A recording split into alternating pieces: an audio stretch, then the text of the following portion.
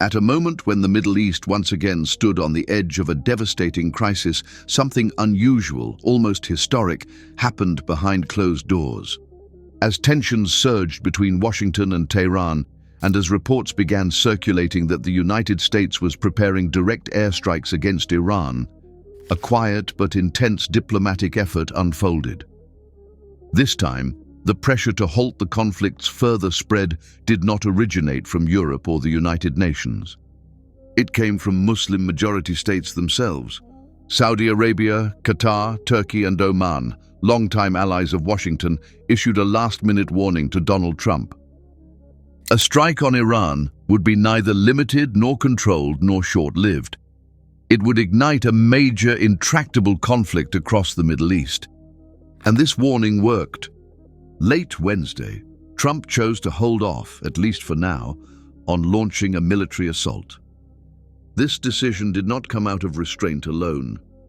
It came because even America's closest regional partners made it clear that they would not be complicit in setting the region on fire. Perhaps the most striking signal came from Saudi Arabia. For decades, Riyadh has been portrayed as Iran's fiercest regional rival.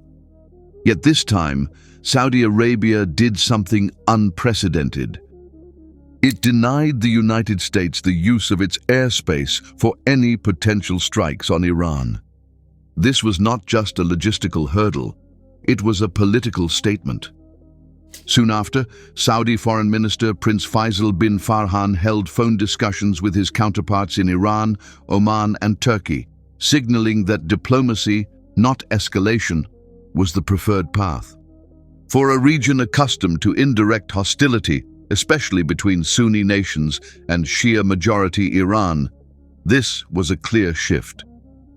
Iran's Foreign Minister Abbas Araghchi has been on an active diplomatic tour of Arab capitals, rebuilding bridges that were once thought impossible to repair. The once hostile Saudi-Iranian relationship, arguably the most volatile rivalry in the Middle East, has now been on a recovery path for 3 years. All Gulf states understand one critical reality. An attack on Iran would jeopardize the safety of maritime traffic in the Gulf. Energy routes, shipping lanes, global trade, everything would be at risk. But beyond economics lies a deeper concern. There is a deep-seated concern that the West is attempting to overthrow each Middle Eastern nation one after another. The powerful Western nations are eyeing their interests in the Middle Eastern region, and to serve their interests, they will keep on targeting all the nations in the region except for Israel, of course. Such a scenario would not bring democracy. It would bring endless instability. Saudi Arabia has just fought to prevent the breakup of Yemen. Egypt's leadership spends enormous effort suppressing domestic unrest. None of these states want to normalize regime collapse as a political solution. We already witnessed attacks all over the Middle East just last year, when Lebanon, Palestine, Egypt, Tunisia, Syria, Iran, and even Qatar, the sole mediator in the region, were targeted. Then too, the Muslim Ummah didn't become united. They were preoccupied with their own political issues. But maybe now they are waking up. For decades we have heard the same divisive narrative. The Shia population saying, "Why stand with Sunnis?" and the Sunni population saying, "Why help Shias?" But when the region stood on the brink of collapse, those divisions did not dictate action. Iran had already demonstrated this unity earlier, standing firmly with Palestine, offering unwavering support to a predominantly Sunni population under siege. Shia groups in Yemen took real, costly actions to show their support for Palestinian Sunnis, actions the world could not ignore.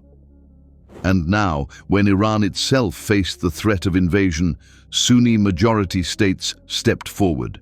Saudi Arabia did not disappoint, Qatar did not hesitate, Turkey did not remain silent. Oman did what it has always done: mediate calmly and wisely. This is precisely what the world fears most, and what Muslims themselves need most. An ummah that refuses to be divided when it matters most. The spokesperson of Qatar's foreign ministry said it plainly. The region's challenges, both internal and external, necessitate a return to negotiations. Turkey's foreign minister echoed the same message, calling for dialogue through mediators or direct talks. And this is the lesson. Unity does not mean agreement on everything. It does not mean ignoring differences.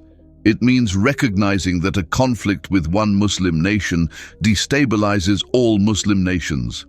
This moment, quiet, diplomatic and restrained, may never trend on social media, but it may have prevented millions of lives from being changed forever. And it proves something powerful. When Muslims act as one, not as Shia or Sunni, not as Arab or non-Arab, but as an ummah, even empires pause. And that is why Muslim unity is not just important, it is essential for survival. That's all for today. If you found the video informative, please like it and subscribe to the channel. Jazakumallahu khairan.